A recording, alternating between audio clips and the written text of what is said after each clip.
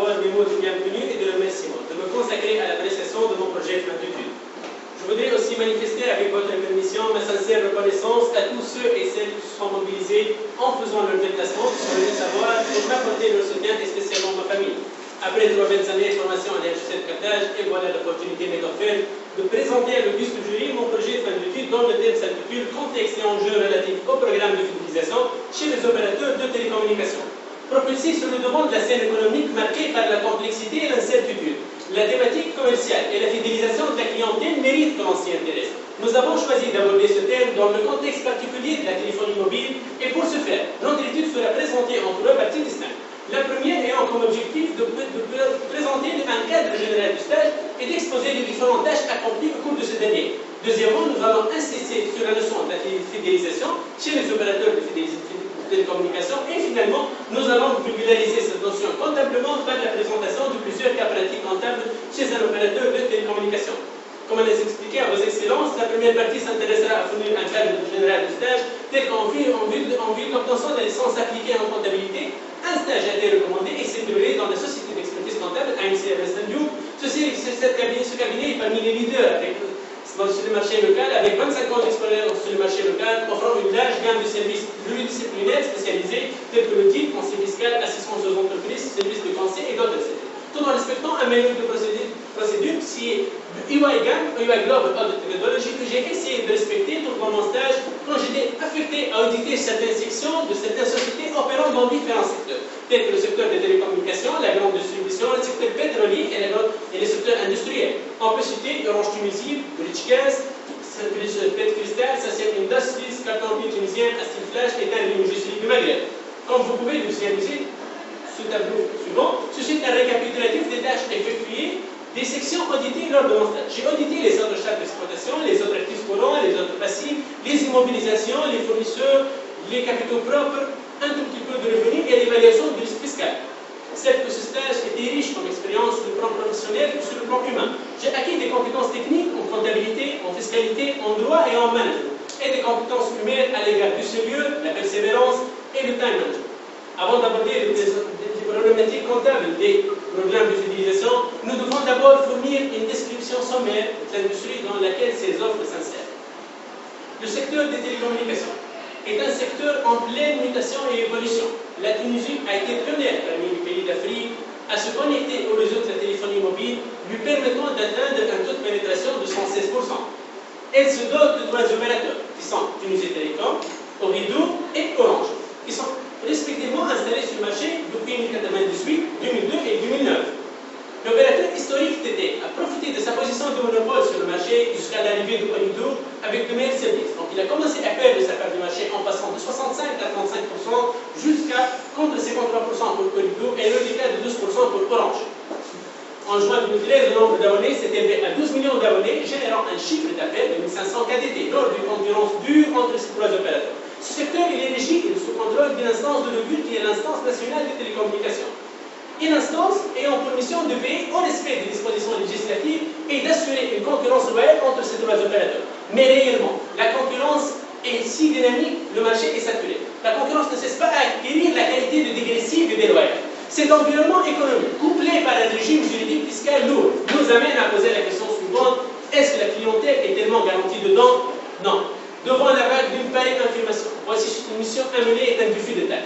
Quoi qu'il en soit, un opérateur peut perdre la moitié de sa clientèle. Au bout de 5 ans, s'il ne prend pas les mesures nécessaires par la conception de nouveaux programmes d'utilisation, innovants et attractifs à la fois. Il est vrai lorsqu'on parle d'utiliser une personne est quoi de plus personnel qu'un téléphone mobile? Le marché des télécommunications a vu une course à l'avance sur la base de campagnes de communication effrénées qui n'a pas en tête les fameux gimmicks publicitaires tels que la Free, il a tout compris, Intel Aoulan, longue est la liste qui comporte des actions de fidélisation lancées par les opérateurs tunisiens tels qu'Orange Fidélité, Kilma Promessi.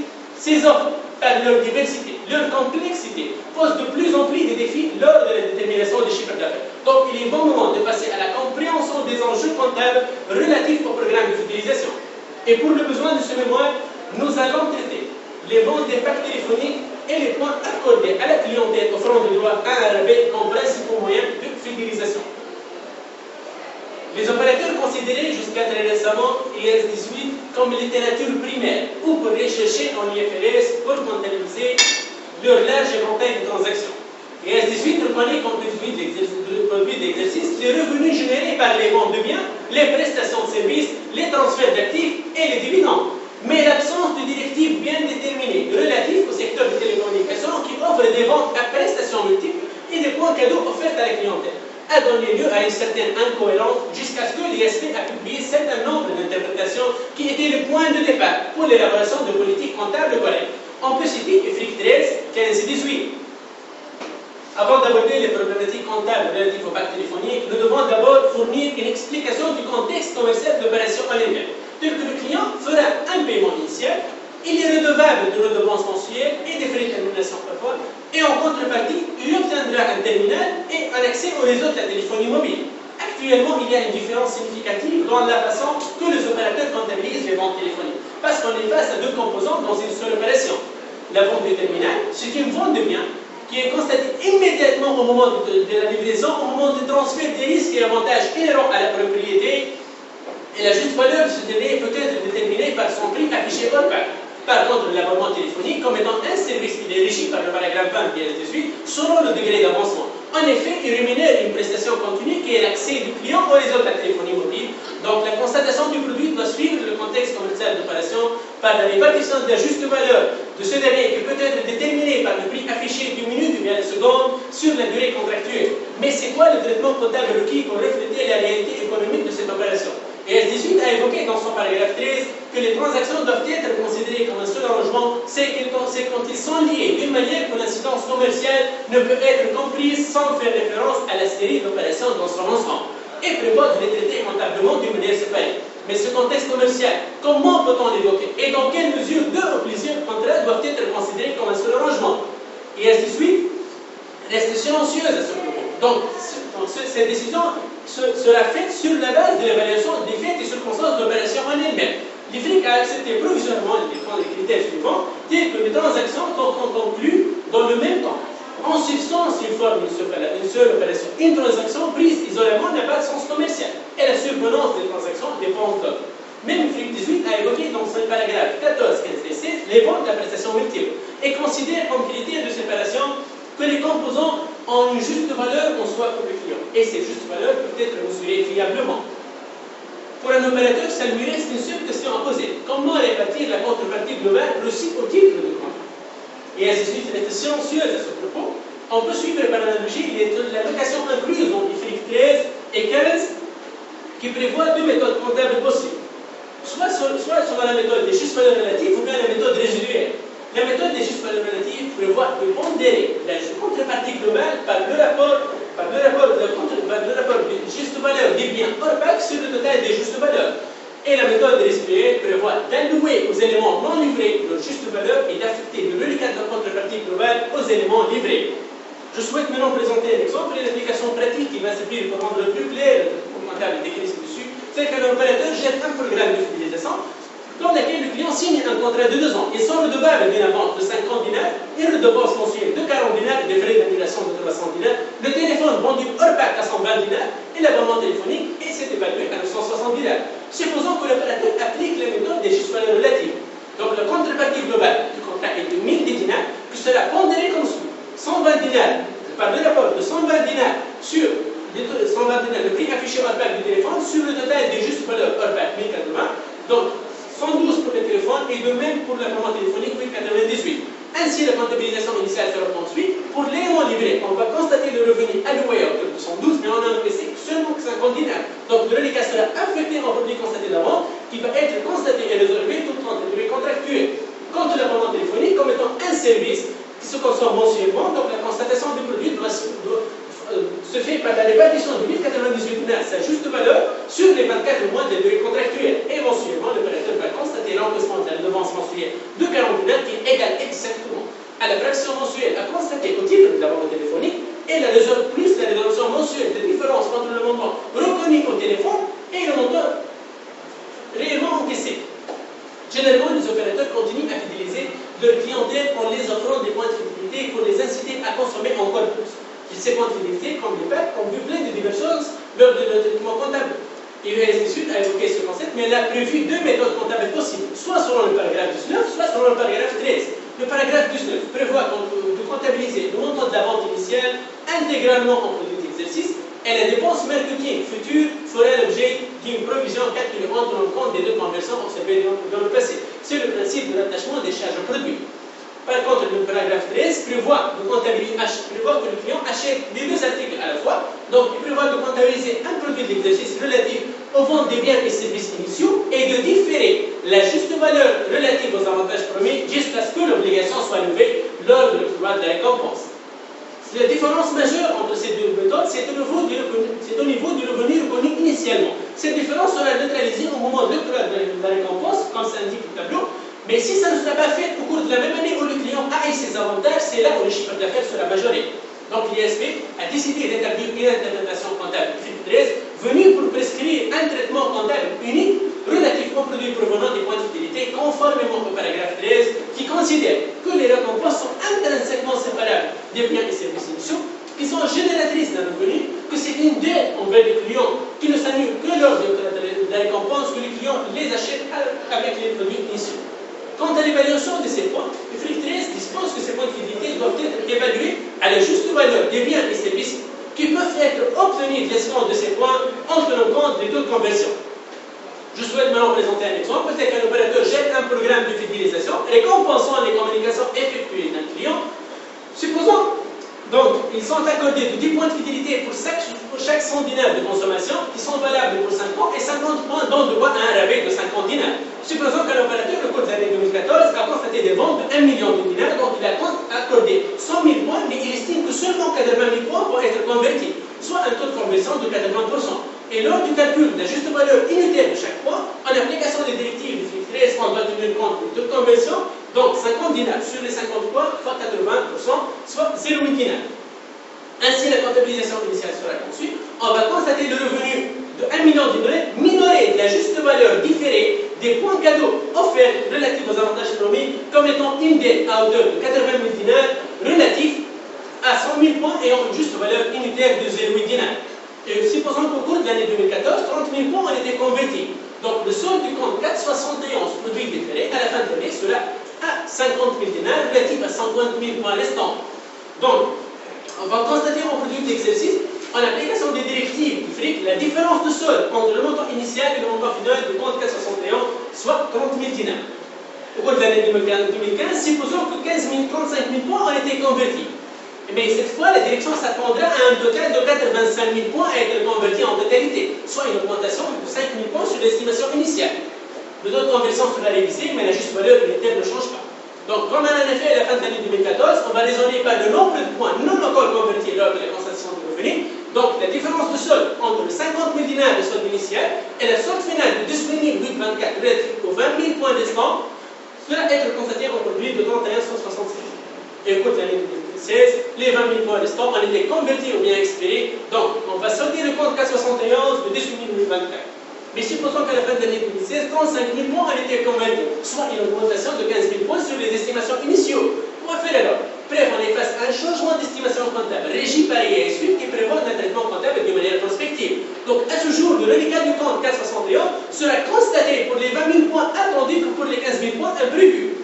J'espère que le traitement comptable maintenant est plus clair pour vous, chers auditeurs, mais ma passion à la fiscalité m'a incité à traiter le régime fiscal de ces ristournes qui sont déductibles fiscalement en Tunisie dès qu'ils sont ouverts droit réellement à une réduction relative à des points effectivement convertis. Mais le système fiscal français admet la déductibilité de ces points dès l'octroi de premier point permettant d'atteindre ces droits. Ça reste qu'à conclure que les programmes de fidélisation ne cessent de se développer, tant par leur diversité que par les revenus qu'ils génèrent. L'ISP et le FRIC tendent à homogénéiser les traitements comptables appliqués concernant le point de fidélité. L'approche par les coûts qui les considère comme des dépenses marketing est encore la méthode la plus utilisée en Tunisie. Concernant les packs téléphoniques, l'examen de quelques offres commercialisées ont relevé de revente à perte.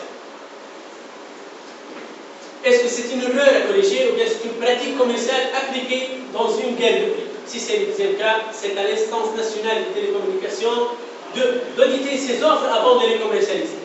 Dans ce contexte d'audit, peut-être en tant qu'étudiant poursuivant le cursus d'expertise comptable, j'aurai l'occasion de m'approfondir dans ce sujet et de proposer une méthodologie d'audit de chiffre d'affaires d'un opérateur de téléphonie mobile. Je vous remercie pour votre attention et je salue mon maître de stage aux États-Unis qui est en train de nous regarder sur YouTube. Merci beaucoup.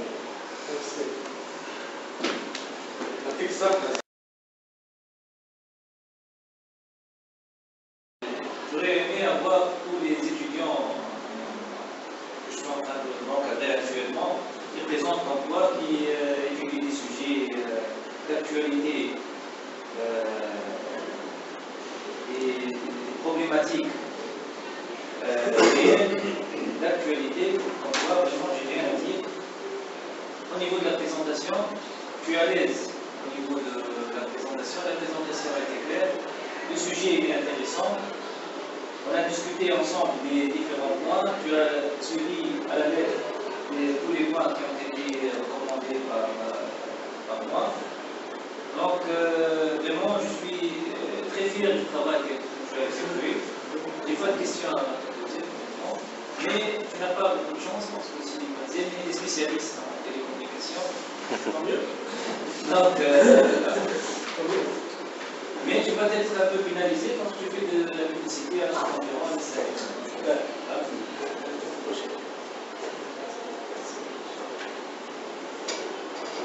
Je vais pas être pénalisé.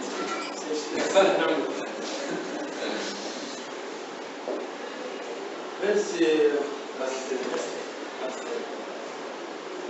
يعطيك الصحة في السوجي، سي ان سوجي d'actualité C'est intéressant.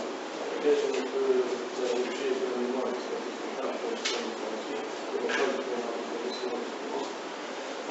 ce secteur de télécommunication comme à plusieurs spécificités, comme un développement par rapport à la convergence, des faits, des circonstances de chaque opération. Le contexte n'est pas nécessaire. En plus, on a حسب ما كنت confortable pour le fiscal comme le gouvernement, il y a quelque chose qui a des problèmes de ça, les contrôles fiscaux, les opérateurs, donc c'est des montants énormes, vraiment, il y a un résultat à côté avec les milliards, les milliards avec les gens. Donc là, il faut vraiment clarifier plusieurs points. Voilà, c'est ça le concept. Il y a toujours tout à fait une divergence énorme. Par exemple, dans les taxes électroniques, il y a le phénomène de cash-cap. Supposons que l'opérateur applique la méthode des justes valeurs négatives. Selon les USCAP, on ne peut considérer un revenu que 50 dinars de la dépense initiale, ni plus ni moins. Donc le fait de constater le reliquat en produit constaté d'abord, chez USCAP, c'est interdit. Voilà. Donc, une très bonne présentation, c'est intéressant pour moi. Je حابب نعرف الستايل بتاعك quel opérateur Orange Je l'ai dit, l'élimination. les tâches exactement effectuées pour Orange. جامعة بنسي الشريف الأساسية principale de l'institut. J'ai créé partie de l'équipe, faisait partie de l'équipe. Donc, بالنسبة للتâches effectuées en Orange, au début, j'étais affecté à les autres chaînes d'exploitation. Les quatre types des autres chaînes d'exploitation, que ce soit les dépenses marketing, les dépenses liées au secteur, les dépenses. Les quatre types des autres chaînes d'exploitation, et j'ai audité avec mon manager l'évaluation du risque fiscal de catastrophe. Donc, et voilà, normalement, comme il faut, les chercheurs pour la tête de communication, J'étais vraiment chanceux d'être bien encadré, bien guidé. Très bien. Publicité.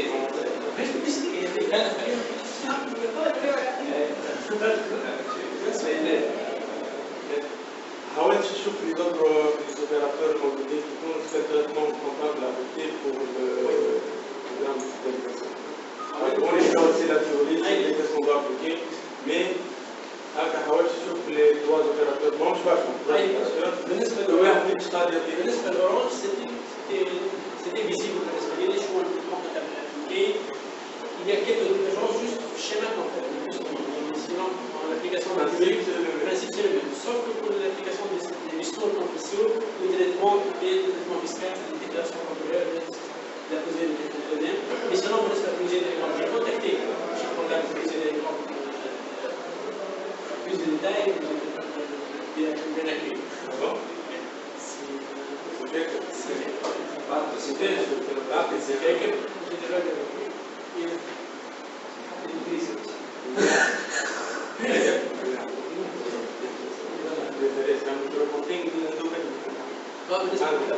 ما اعتقدش يعني Donc il y a l'Institut de choix, d'abord des théories tunisienne. tunisiennes. J'ai très bien appuyé Florence. والله bon كذا على الرقم البيع.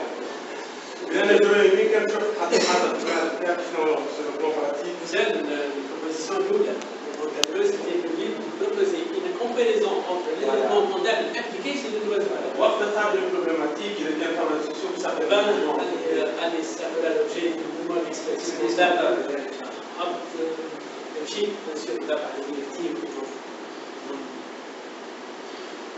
ديك الساعة سي كانت علينا 2 minutes. Si on étudie en plus sur les 16.